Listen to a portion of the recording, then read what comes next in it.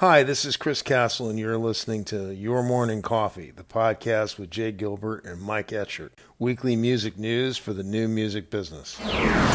For music business worldwide, numbers that will come to define the music business in 2023. From Hypebot, 2023 music predictions from CD Baby's Kevin Bruner and Chris Robley. And from Digital Music News, how to get your music on Spotify playlists. Does anybody else care about that, Jay? That's really weird that that's an article. Is that a thing? I guess it is. Apparently, it's a thing.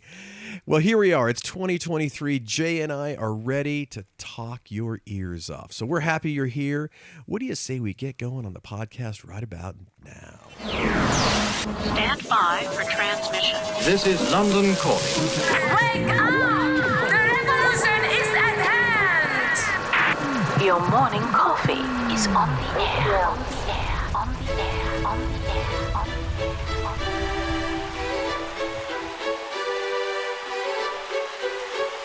Standing by.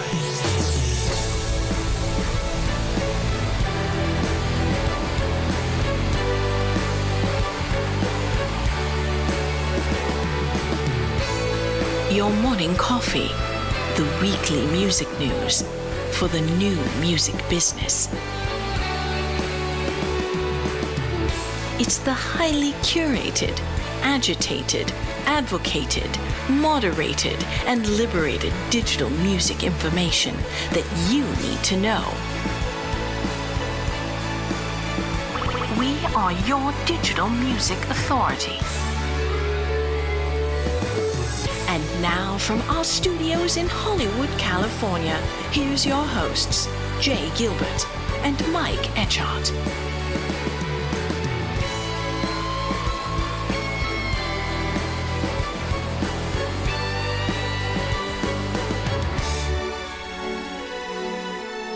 Well, Jay, the song goes, "It never rains in California." But boy, it's going to rain again tonight and tomorrow. But and man, it pours.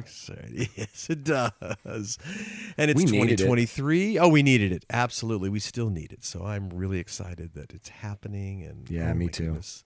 Very, very fun stuff with rain here in California. But we just literally did it in another episode without even recording. We were just conversing we tend and to chatting. do that sometimes, right? We do that a We've been lot, and talking it's now for an fun. hour before we hit record. And there's just so much going on right now and so many things that we're excited about. But let's jump right in. The first thing, before we get into our stories, there was a piece that came out from Music Business Worldwide, and this was actually everywhere, about the Copyright Royalty Board officially accepting new rates, that songwriters will be paid. And that was by Tim Ingham, who is just absolutely fantastic over there at Music Business Worldwide. And I thought that it was really important that we just talk about that just for a second, that, what these increases mean. And this is, went into effect January 1, and it's, you hear us talk about CRB4 or Phono Records 4, that's the same thing. It's going to see songwriters, music publishers paid a headline rate of 15.35% of, a given interactive streaming services revenue by 2027. But they're going to kind of roll this out in phases, right? Yes, indeed. So starting now, January of 2023, the songwriters and music publishers will be paid a headline rate of 15.1% of a U.S. services revenue. And then it moves to 2024. It jumps up to 15.2%, 15.25 in 2025. 2026 get up to 15.3%, and then finally in 2027 it will reach 15.35%. Yeah, and very exciting. It's really exciting, and about time. And remember, there was a lot of hair pulling and angst going on as this was happening, and then all of a sudden, boom. There was an agreement. And Really we good like news. seeing that happen, and we're hoping for more increases, in the future. And they also talked a little bit about that TCC that we talk about, that total content costs. costs. Yeah, that calculation. And that really ensures that, song rights holders, which is typically publishers and songwriters, that they're paid a certain minimum figure in relation to what each service pays rights holders for a year for those rights. So for example, standalone portable subscription offering, that's the typical interactive music streaming subscriptions of Spotify, Apple Music, etc.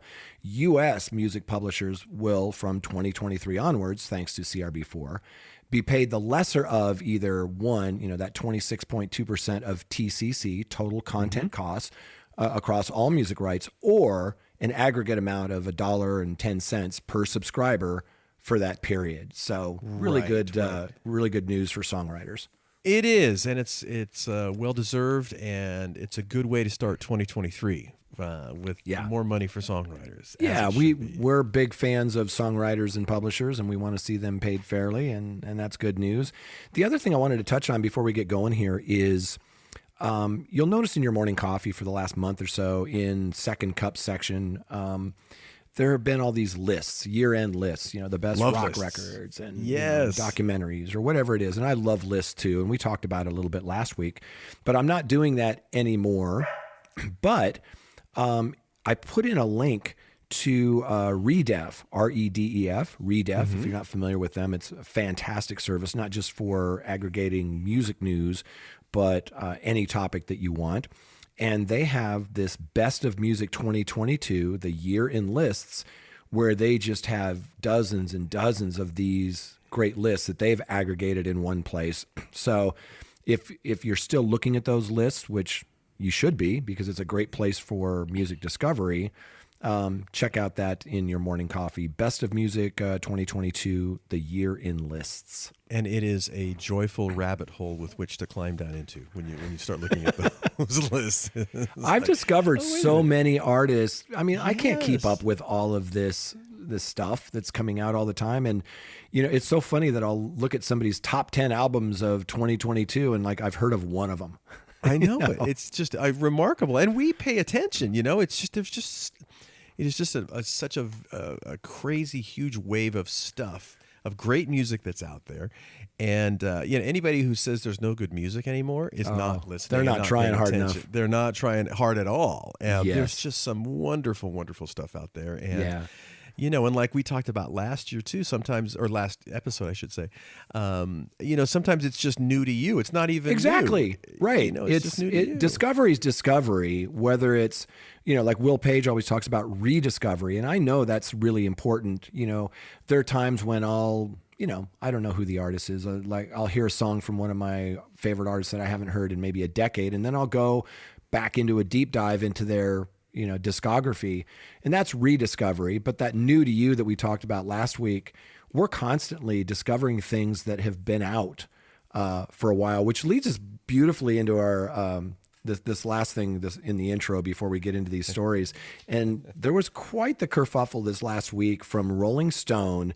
They released the 200 greatest singers of all time, and Celine Dion fans took issue with it. And they protested, and they went from Canada, I think, to New York, to Rolling Stone offices there and complained. I think it was New York. And they picketed, and it was this big deal. But everybody was talking about it. Yes, and I'm sure everybody at Rolling Stone was going, yes. Because it's an interesting thing. It's content for them, but of course they want to be in the conversation, and that's the fun thing about all of these lists, which is that gets people talking about, well, why not so and so? And do you have their explanation in front of you about? Yeah, I do. It's great. So this is the 200 greatest singers of all time. And they said, before you start scrolling and commenting, keep in mind that this is the greatest singers list, not the greatest voices list. Talent is impressive. Genius is transcendent. Sure, many of the people here were born with massive pipes, perfect pitch, and boundless range. Others have rougher, stranger, or more delicate instruments. As our write-up for the man who ended up at number 112 notes, Ozzy Osbourne doesn't have what most people would call a good voice, but boy, does he have a great one. that could apply to more than a few people here, which is so true. And that's why I'm not a huge fan of like The Voice and these kind of contest shows that features, of course, people that have fantastic voices. But it's not always voices that resonate with me. I tend to be drawn to more unique voices. Me too. Neil Young comes to mind, of course. Neil Young's a good example. Yeah. Bob Dylan, Tom Petty. Absolutely. They don't have, maybe that Beyonce, Celine Dion type of training or, the way that they sing. But, for me, I think that it's so subjective. And I know they know this at Rolling Stone. And when they put out this list, clearly they wanted people to react. I'm just going to give you the top 10. And again, there's 200. Number 10, Al Green, wonderful voice. Number 9, Otis Redding. Number 8, Beyonce. Number 7, Stevie Wonder. Ridiculous. Number 6, Ray Charles. Number 5, Mariah Carey. Number 4, Billie Holiday. I thought that was pretty cool. Number 3, Sam Cooke. Number 2, Whitney Houston. And number 1, Aretha Franklin. Now, again, you may have a singer, like I love Elton John's voice. I love, Robin Zander's voice or Vince Gill. There's so many singers that, may be on this list, may not be on this list. And it's certainly super subjective, but boy, you couldn't turn on the news without seeing people talking about this Rolling Stone piece. Absolutely. And that's the idea, right? That is the idea, to have the conversation and get people fired up. And good on Rolling Stone. And I love the list. And I couldn't disagree with that top 10 list at all. Those are all absolute favorites of mine. And what a fun thing to talk about and to see out there. And we will be talking about it for a little bit longer for sure. And boy, it sure caused a reaction, which is certainly what they wanted. And as we head into 2023, Jay, we must thank the wonderful sponsors that bring us to the party every week, because we couldn't do it without them. We do want to thank our good friends over at Bandzoogle, built by musicians for musicians. Bandzoogle is an all-in-one platform that makes it easy to build a beautiful website and EPK for your music. All the features you need for a professional website are already built in, including hosting and a custom domain name, dozens of fully customizable design templates, tools to sell your music and merch commission-free crowdfunding and fan subscription features, mailing list tools to grow your fan list and send newsletters, social media integrations, and live support from their musician-friendly team 7 days a week. Your Morning Coffee podcast listeners can go over to bandzoogle.com, try it free for 30 days. Just use the promo code MORNINGCOFFEE, all one word, to get 15% off the first year of any subscription. That's bandzoogle.com, promo code MORNINGCOFFEE. Yeah, and our podcast is also brought to you by Hypebot. Since 2004, Hypebot has chronicled the new music business and the trends and technologies that are changing how music is discovered, consumed, marketed, and monetized. Edited daily by founder Bruce Houghton, who, by the way, is going to be on the Music Biz Weekly podcast with us next week. That should be fun. With help from Alana Bonilla. Hypebot and sister blog Music Think Tank are published by live music discovery and marketing platform Bands in Town. You betcha. Bands in Town. Over 74 million live music fans trust Bands in Town to get personalized concert alerts, recommendations, and messages from their favorite artists. It is the #1 artist service platform connecting over 560,000 artists with their super fans. Managers, labels, agencies, and artists access their own dashboard to manage and promote their tour dates across all platforms. Yeah, and we're also brought to you by the Music Business Association. For more than 6 decades, the Music Biz Conference has been the point of origin for inspiration, collaboration in the music business. So join us there, in Nashville, May 15th through the 18th. We'll see you there. You betcha. Music Business Association, Bandzoogle, Hypebot, and Bands in Town. Big thanks. Jay and I really appreciate it. Yeah. And by the way, Jay, in case you're wondering, who is this Jay Gilbert guy, and why is he so handsome? And why does he have these dulcet tones? Well, Jay Gilbert, my good friend, who I've known I've known you now for 24 years. 24 years. Jay is a music industry consultant. He is the curator of the wonderful weekly Your Morning Coffee newsletter, and a former executive with Universal, Sony, Warner Music Groups, and Fox Home Entertainment. And I got to get the marbles out of my mouth, That's Jake. all right. I'm It's stumbling. early. Take another slug of coffee. It's all right. And, my good friend across from me is Mike Etchart, longtime host of Sound and Vision Radio, formerly of SST Records, Warner Music, Capital EMI, and Universal Music Groups. Yes, indeed. That checkered employment past for me, and you were a much more stable individual, Jay, when it came to your music business jobs. I don't know. I'm pretty sure. It's, when you've been around a while, you work places. You do things. Yes, you do. Yes, you do. So let's jump into the stories, Jay. What do you say? Our first story is from Music Business Worldwide. It's 5 numbers that will come to define the music business in 2023. Yeah, this was a lead story in your morning coffee this week, written by Tim Ingham, who we are big fans of. If you haven't listened to it, the Music Biz Weekly, it's the same abbreviation, the Music Business Worldwide podcast. Sorry about that, Tim. You got to check out that podcast. I never miss an episode. I think the last one was with Leor Cohen. Anyway, wherever you get your podcasts, the Music Business Worldwide podcast. Actually, Music Business Worldwide does 2 podcasts. They do, the MBW podcast, which we just talked about, and they interview leading figures in the global music business. But they also do one called Talking Trends. And that's, Tim Ingham kind of dives behind recent headlines about the music industry. And there's no better resource anywhere. So that's my plug for Tim Ingham and the Music Business Worldwide. It's just absolutely the best. So This really caught my eye, and again, it was a lead story this week. 5 numbers that will come to define the music business in 2023, and I've always watched Tim's, predictions on the music industry, and more often than not, he and his team over there are pretty spot on. So let's set it up by the intro in the article. He says, what does 2023 hold in store for the music industry and all of its key players? Well, to be completely honest with you, we don't exactly know. How on earth could we? And that's one of the key flaws, isn't it, about this wonderful industry? Amongst its many, many attributes, too many people pretending to know what they couldn't possibly know. They don't know the future of the music business. And when the future of the music business has shown itself time and time again to be one of the least predictable things in the commercial universe. So true. Just when you think you've got it figured out, there's the curveball. Yeah, absolutely. Well, it starts with number 1, 5%. That's the number, 5%. And what is a superstar? And he says, according to Warner Music Group, this is interesting. Back in 2012, so go back to 2012. 10 years ago. Back then, 10 years ago, or now 11 years ago, they said for Warner Music, its top 5 biggest global superstars generated 15% of the company's annual recorded music. That's physical and digital.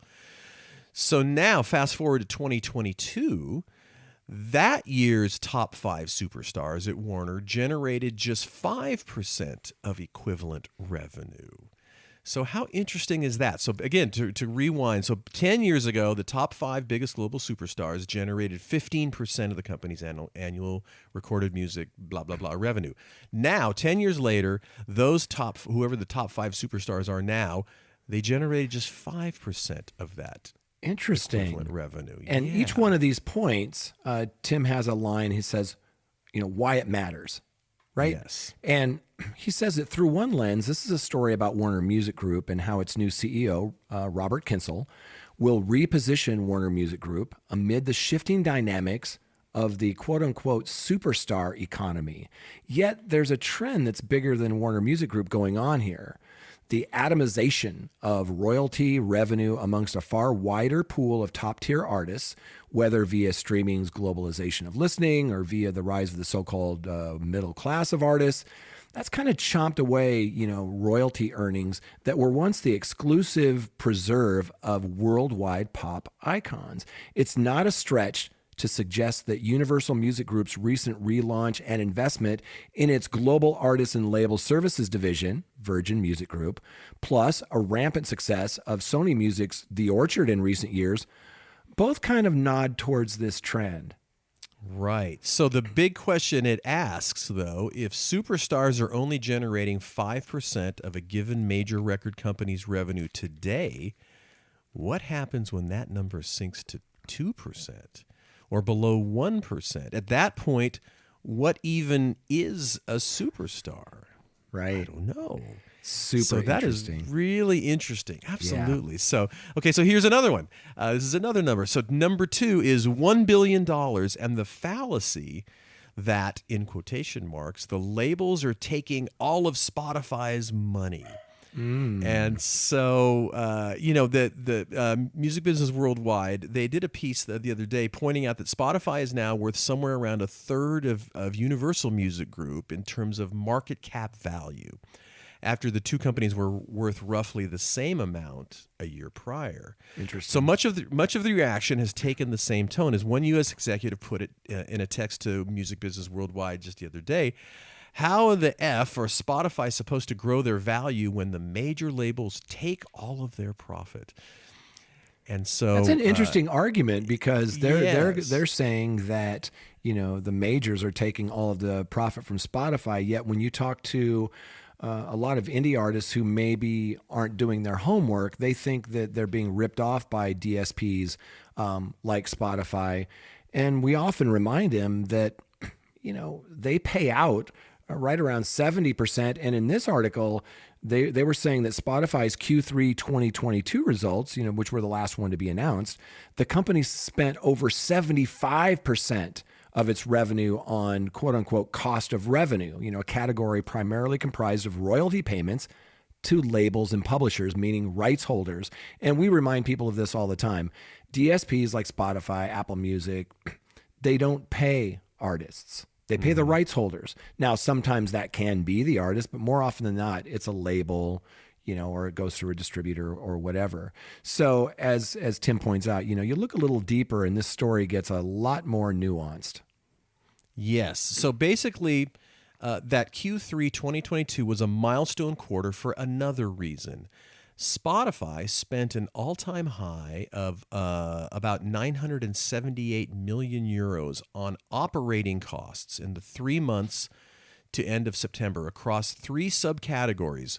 One is research and development, the other is sales and marketing, and then the last is general and administrative. That means Spotify spent comfortably over $1 billion on operating costs in a single quarter. Much of that $1 billion, give or take, operating expenditure in Q3 would have gone on staff. In 2021, the last year for which Spotify has published an annual report, Spotify employed 6,600 people on average, a figure that was up by over 1,000 year over year. That's wow. 65, that's a lot. 66, that's a lot of employees.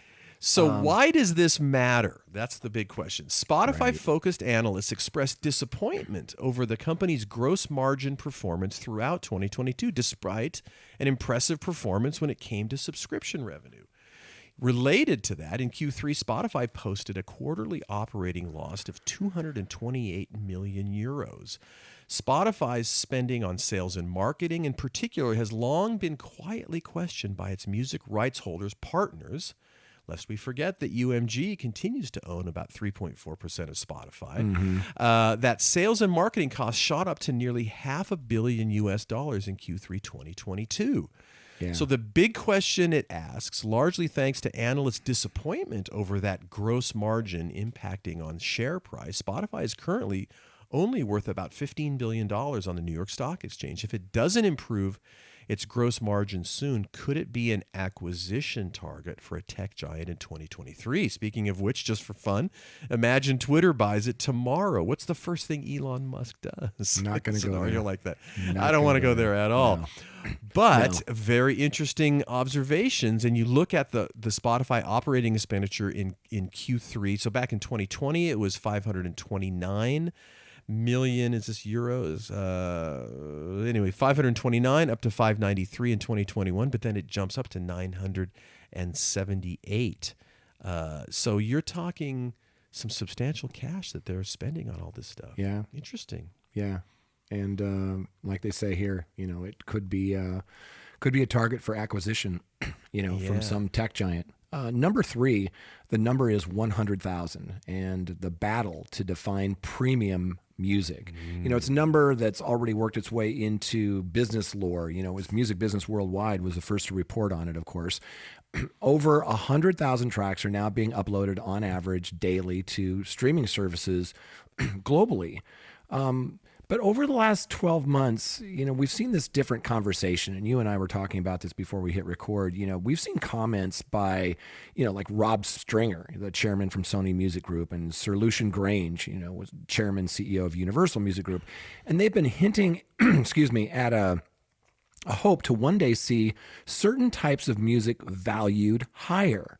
And this is really interesting, in royalty terms, than other types of music. For example, in Stringer's words, the 31-second flotsam and jetsam tracks that clog up sleep, relaxation, rain sound playlists on Spotify and other services, which get paid the same per play as, let's say, the Beatles' A Day in the Life.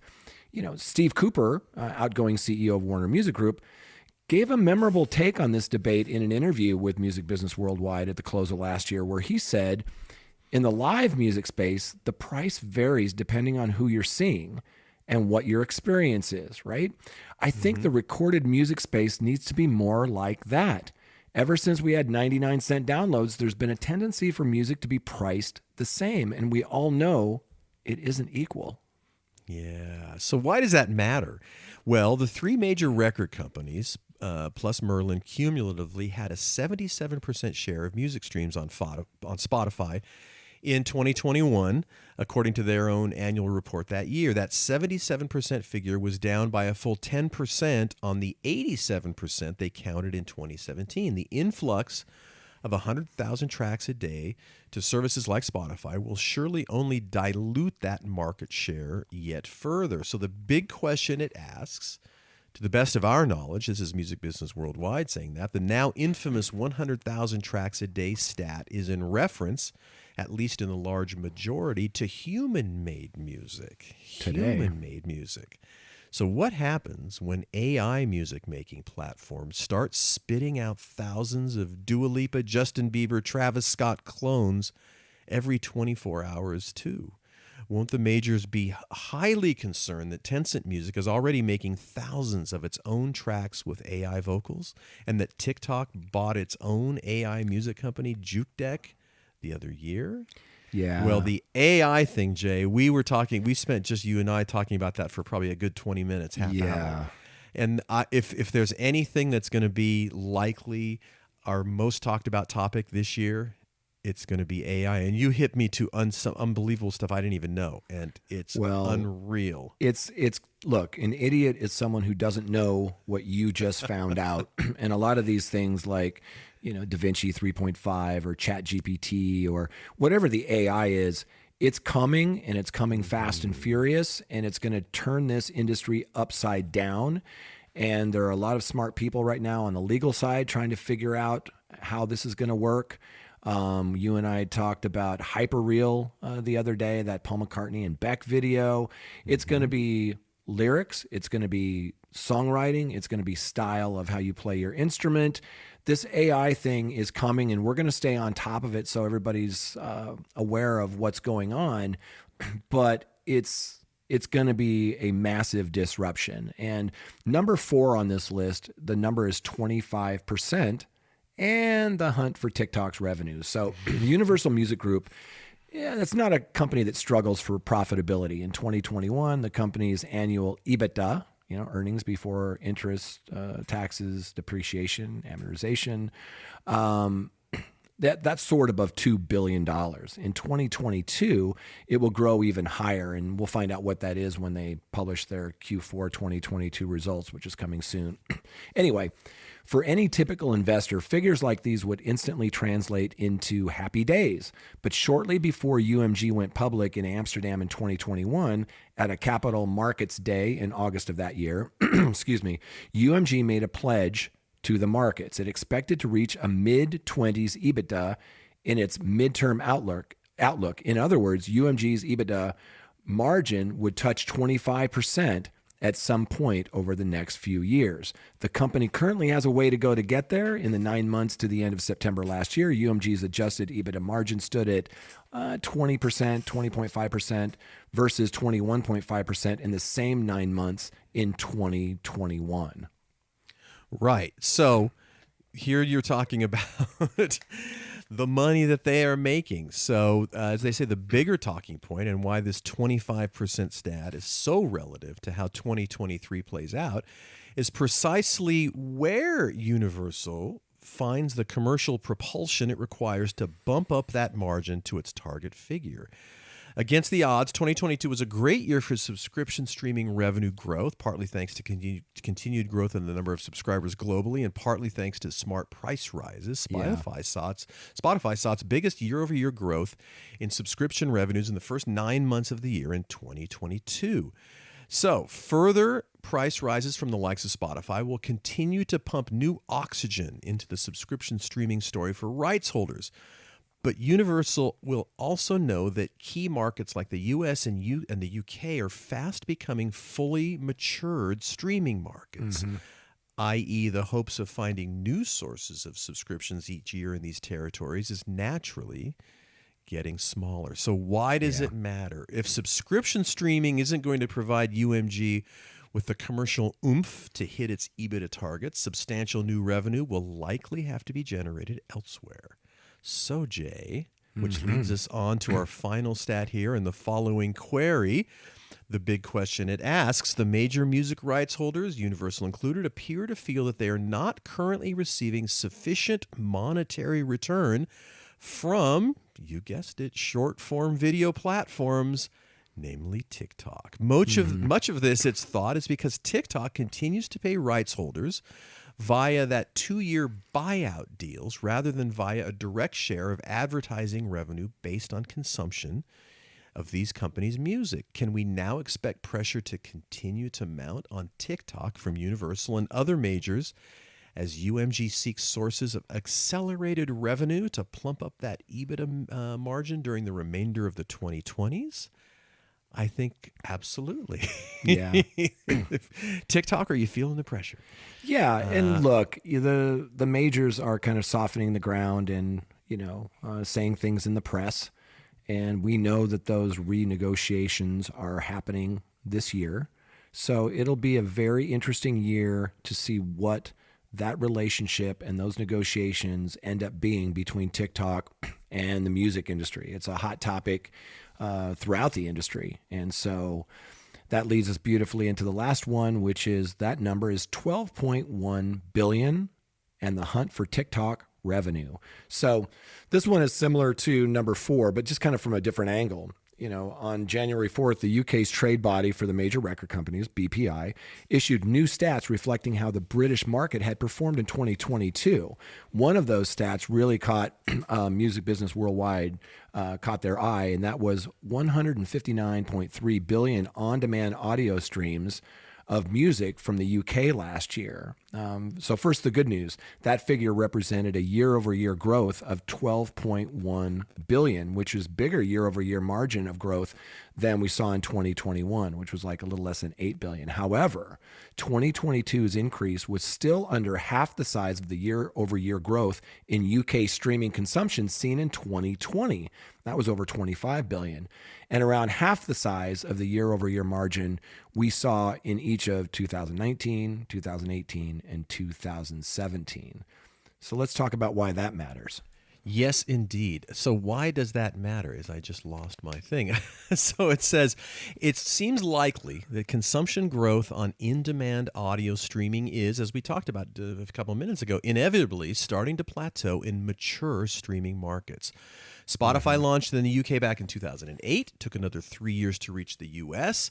The big concern for music rights holders would be to see that annual audio streaming consumption figure begin to decline in the years ahead, especially if it's because Gen Z is too busy playing short-form video to listen to music streaming at the same rate as the previous generation. So the big question it asks, if audio streaming does now plateau or even start to decline in mature markets, and the appeal of short-form video plays a material role, will the music industry have the right deals in place with TikTok et al., whoever might come after that, for optimum commercial benefit. What do those deals look like?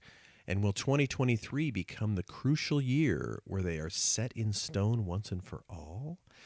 Ooh, a lot of people looking at TikTok, Jay. A lot of people. Yeah, it could mean some substantial, increases in revenue. And when you've got markets like the U.S. and the U.K. that are plateauing, that are maturing, you have to look for other revenue streams and, also look at developing markets. But that was just a wonderful kind of overview of the 5 numbers that will come to define the music business in 2023. Again, thank you, Tim Ingham over at Music Business Worldwide. Just absolutely the best. Lots of food for thought as we roll into 2023. And boy, as we've said, all eyes are on TikTok. It is all eyes are there. So let's jump over to the next one, Jay, from Hypebot, our good friends over at Hypebot. 2023 music predictions from CD Babies, Kevin Bruner, and Chris Robley. And I'm a big fan. These guys are just the best. And their podcast, if you're not aware of it, DIY Musician Podcast, is just absolutely one of the best out there. So much great information. And, I highly recommend that you check it out. And these guys are all kind of, very nuts and bolts, even tempered, not a lot of hype. And I agree with so much of what their predictions are. And I love looking at predictions at the beginning of the year. So, one of the things that really jumped out at me is this quote: "In a lot of ways, the world of independent music is a different beast from the quote unquote music industry." And I couldn't agree with that more. They're almost two separate things. When you talk about developing artists and middle-class artists, that's a whole different way of marketing and touring and brand partnerships, sync. Everything is totally different than it is, for those superstar artists or established artists. So, with famous artists and even some new major label acts, waste can be a tax write-off or an opportunity for later improvement. When you have a fan base in the millions, suboptimal execution can still drive thousands of sales. At the indie level, though, when your audience may only be thousands of people, waste can mean lasting failure in real time. Yes, indeed. So they were talking about predictions, and again, we're talking about indie artists. What will affect and what can we predict for indie artists here in the next year? They also mentioned, though, in 2022, a few sort of roundups. First of all, 2022 went very quickly. Again, Jay and I talked about this. The older you get, the faster the years go by. Yeah. But of course, there were money concerns. Lots of times, there were with live concerts finally coming back. A lot of artists were kind of questioning the financial validity of touring because it was at the same time we're talking about increases in oil and gas prices, the Ukraine invasion, and of course how that affected our economy. So a ton of notable artists canceled their tour plans. Economic strain also caused many fans to second guess their concert ticket and merch purchases, which we've talked about a lot, actually. We have. Yeah. We have talked about that because everything's more expensive now. Hotel rooms, renting a bus, gas price, everything is more expensive. So they're absolutely spot on with that, in this kind of recap. They talk about catalog getting another boost. And again, it's been, we've talked about it a lot, Kate Bush and Metallica from Stranger Things, the Cramps in Wednesday. It's a continuation of that trend, they point out from like 2020's Ocean Spray craze, that Fleetwood Mac thing on TikTok. But, catalog definitely got a boost in 2022. Right. And of course, talking about TikTok achieving dominance over the music industry, the app's power and influence had begun growing for years, but 2022 saw TikTok conquer audience attention, creator effect, and music industry emphasis all at once. And then, of course, we've talked about how successful live streaming was during COVID, but then this last year, live streaming almost completely disappeared. So that happened. So as we now look forward to 2023, this first one really caught my attention. Oh, wait. Before you jump, one last thing on when you were talking about live streaming seemingly disappeared. Yes. They did mention Twitch, and I had a really good lunch yesterday with a friend of mine, and we were talking about Twitch. A lot of people think Twitch is, for gamers, and it is, but it's much more than that. Right. And there are artists that are doing very, very well on Twitch. One of my favorite artists to go visit on Twitch is Plasticine. But there's a robust music community, and people are making revenue and growing their bases. And I'm glad they mentioned Twitch on here because it's still a thing. Absolutely. Anyway, yeah. sorry. Go ahead. No Go ahead worries. with 2023. Sure. So as we jump into 2023, the first one they say, what can we expect for music trends? NFTs will be back. And he says, well, let me caveat this one. I think NFTs will make a huge comeback when the bull market returns. Whether our economy is going to suffer a few more legs down or chop sideways for 6 to 12 months, they have no idea. But once speculative investment returns in an uptrend, all the crypto-related music industry excitement, including NFTs, tokenized fan communities, metaverse, and more, will return and stronger than ever. Because by that time, many of the confusing friction points that prevented wider adoption during the last cycle will have been solved or at least greatly improved in terms of usability. Very interesting. Yeah, I agree with a lot of that. I think that's spot on. I think that just digital collectibles have really decreased in value, and people want more value for that. They want, for example, there are really interesting companies right now that are combining physical things on the blockchain with a digital collectible. There are, digital fan clubs and box sets and, virtual worlds and all sorts of great things. So I agree. I haven't written off, Web3 just because of some hiccups in the market or with crypto. The next one says that, we'll expand our definition of sync licensing.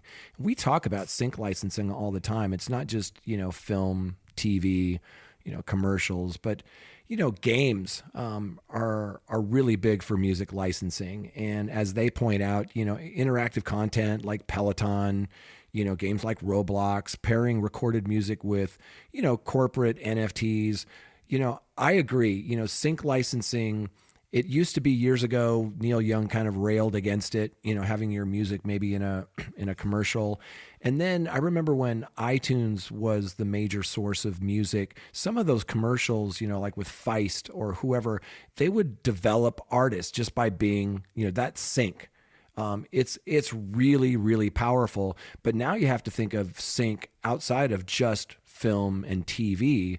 There are products like toothbrushes that have music. There are, you know what I mean? There are so many different ways that music can be a part of products and brands. And I think they're spot on with expanding the definition of sync licensing. Right. And then again, kind of playing on what we were just talking about, there will be an AI music reckoning. See, they say we're going to hear a lot about AI, not just a debate about whether AI tech diminishes or proves our value as human artists, but also how it impacts our attitudes towards ownership. What does copyright mean, and how does ownership get claimed or shared in a future where you, a robot, and the robot's creator all helped make, in quotation marks, a piece of music? No idea what the answer is there, but we know in 2023 will be a year of strong debates. Couldn't agree more. And I think you and I are in 100% agreement with that statement. We talk a lot offline about AI. And in fact, before we hit record today, we talked a lot about AI. They are spot on. This is going to turn the music industry on its head. Yes. So we're going to be watching this really, really closely. The next one, more people will embrace a creator-first mindset. And again, I tend to agree with most of what they're saying here. These guys are experienced guys. They deal with this. They talk about for decades, musicians have embraced or tolerated the idea that they must have other skills to succeed: copywriting, marketing, videography, editing, design, etc. But until recently, I felt like those endeavors were taken on as a means to an end, to get people back to the music. In 2023, it'll be kind of a tipping point year where we see many people who used to think of themselves as artists first, finally accepting the role of creator and its own set of expectations and rewards. And I think that's really important. I think in order to be an artist today, you're doing other things and you have other skill sets, whether that's getting into short form video, whether it's, graphic design or photography, or, creating loops and beats. It's just so vast. It's not that simple era of maybe the 70s and 80s where you just wrote, record, toured, and it was so simple. Right. And I'm going to grab the last one here. This is an interesting one as well. They're saying parts of the metaverse this coming year will collapse. They say, will there be virtual carnage? No, but 2023 will be a year where both developers and users will reassess the best use cases for metaverse tech and how we want music to be a part of it. Oculus is cool for fantastical things like flying through clouds or boxing with Apollo Creed, but do you really want to use it to create music, fix a doorknob, or attend a work meeting? Doubtful. After a few more rounds of innovation, maybe we'll want to spend all day in the metaverse, but then they say, but we think the more likely path for 2023 is it'll be a time to more clearly define when and why we want to be in the metaverse at all. Very interesting. Yeah. So really, there's a few more that we didn't cover there, but really worth going back and checking we out. could spend hours talking about this, but again, for Kevin Bruner, Chris Robley, thank you so much. You guys did such a great job with these predictions. And usually when Mike and I read predictions, we look through there and we go, I don't think so. Because sometimes it's pie in the sky or it's written by someone who's not really associated with the music industry closely, but these two guys are. Again, check out CD Baby's DIY Musician. Fantastic stuff from these guys. Yeah, exactly. And our last one, Jay, from Digital Music News, how to get your music on Spotify playlists, which apparently people want to do. So, I'm going to guess, Jay, occasionally you get asked this I have marbles in my mouth today. I said, all right. Apparently, I'm going to guess that you occasionally get questions from artists about how to do just this. Yeah. And, you've seen in your morning coffee, we sell coffee mugs and shirts that say a playlist is not a marketing plan. Are playlists important? Sure. They're absolutely important. But there's so much else to focus on to make sure that you have a proper marketing plan, either for a release or a tour.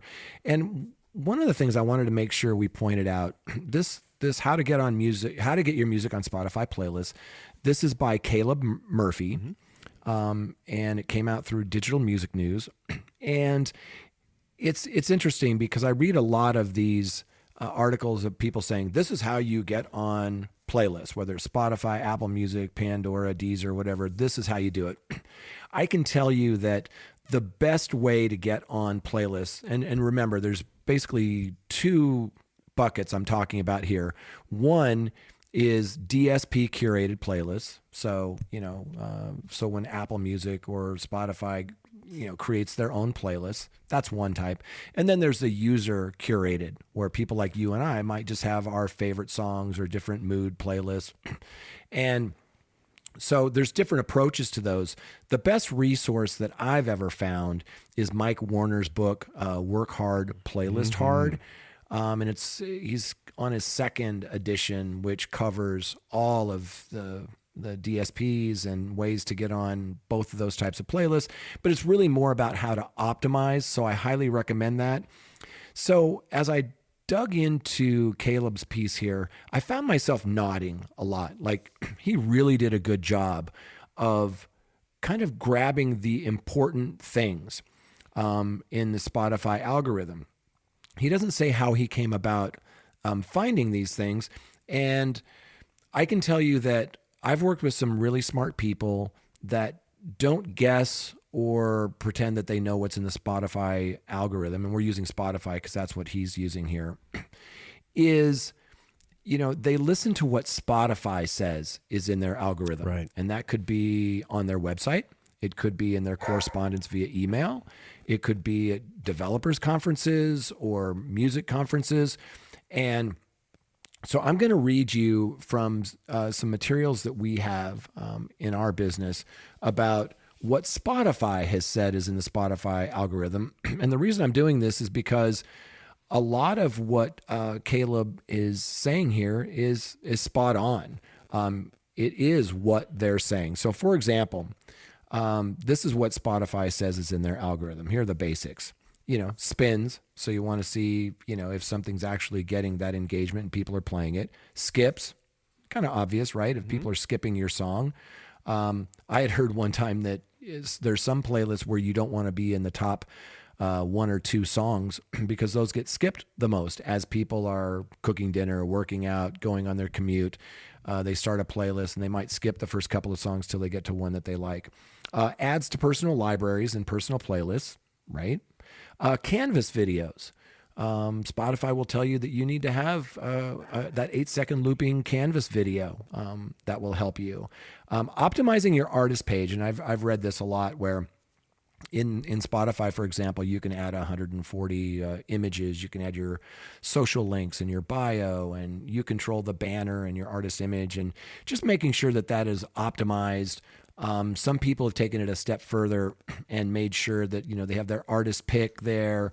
They don't use the bio for an actual bio. They use it to swap out personal correspondence to their fan base, which is kind of interesting. So optimizing that artist page. Discovery tracks and artists that you haven't heard, but Spotify thinks you'll like based on your likes and dislikes. The tempo of the song and time of day that you listen. So those are some things. And Caleb mentions, I think, what are there, like maybe 9 of these. So he has some of these, and he's absolutely right that, Spotify is going to rank your engagement. And the more likely it is to get on their algorithmic playlist, like, radio, Release Radar, Discover Weekly, your daily mix. One of the reasons I think that's so important, we always tell artists that you want to have 2 calls to action. You want to have much more than that, but make sure you have these 2. One is, subscribe to my YouTube channel, so you're notified when we put out new videos. But the other is follow me on Spotify. And that's because when you release new music, it drops into these playlists, these algorithmic playlists that Caleb is talking about, like Radio, Release Radar, Discover Weekly, etc. So I think that's really important. Can you see some of the, like on page 36 of our algorithm? Do you have that in front of you? I do. Yeah, absolutely. Yeah. Talk about what Spotify searches, from their nearly 5 billion playlists. Yeah, well, first of all, it scours the internet for relevant music, press, sites, including music blogs, adjectives in reviews, which I found very interesting. They adjectives in reviews. And as you guys are pointing out, kind of accuracy matters. Blogs are important, but music must be relevant to artists. The playlist you get into matter. Getting into on the wrong playlist can hurt you, which I find also very interesting. And one of the things that he mentioned on here again, which is talking about this algorithm and your music style. But he says if your music style is all over the place, you won't do as well on Spotify. And that got me to thinking about, well, you mean like the Beatles and Pink Floyd and Stevie Wonder? Those artists have music that, to my ears and beliefs, is all over the place. So I find that fascinating. So, I mean, what do you advise an artist who's adventurous and, how to kind of make those adventurous music things work or not work for Spotify? Well, I think that now we're talking about Spotify because that's what Caleb is talking about. With Spotify, you use Spotify for artists and you pitch your songs for playlists. And when you fill out that form, I think therein lies the opportunity and the issue. And if you're very honest, and I think you should be, about the instrumentation on that track and the mood and, maybe the influence and all of those things, I think people run into problems where they try to game the system. Right. But your Spotify, at least in their submission tool, they only really care about the track, not the album, not the EP. So, once you've submitted a track, the next time you submit a track, it sort of overwrites that previous one. You're only doing one track at a time.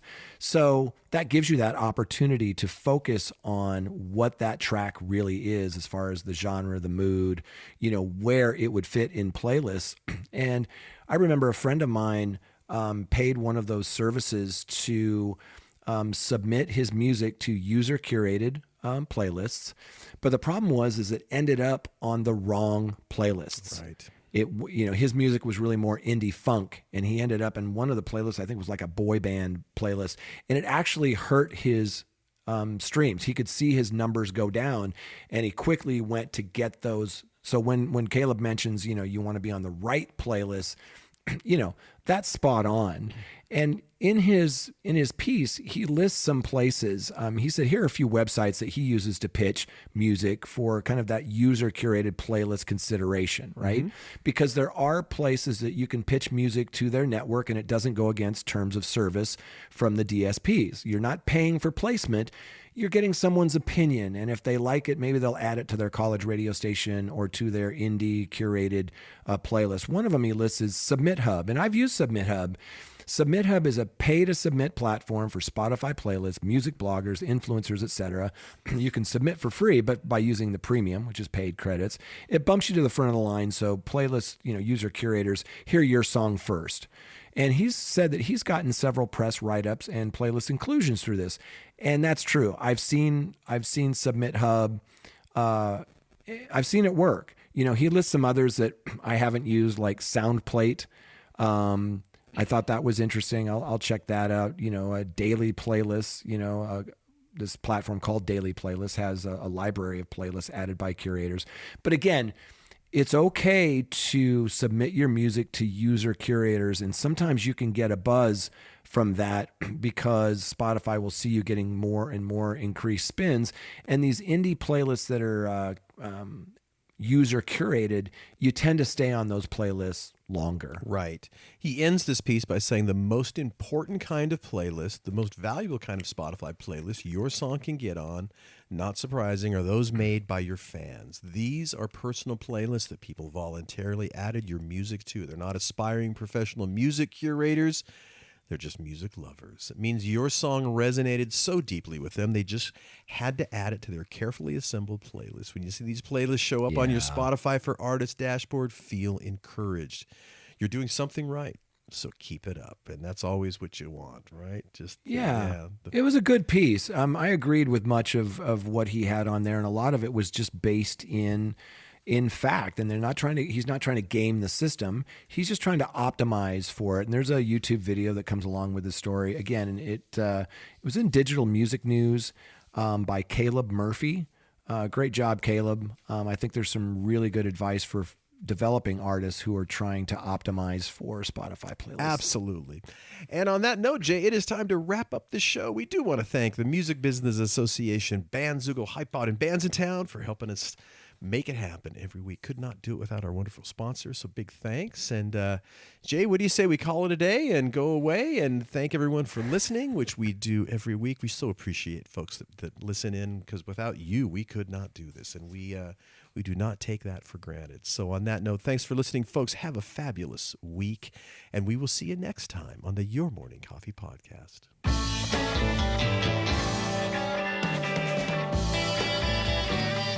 You've been listening to Your Morning Coffee, the weekly music news program for the new music business. Join Jay Gilbert and Mike Etchart next time for the digital music news you need to know.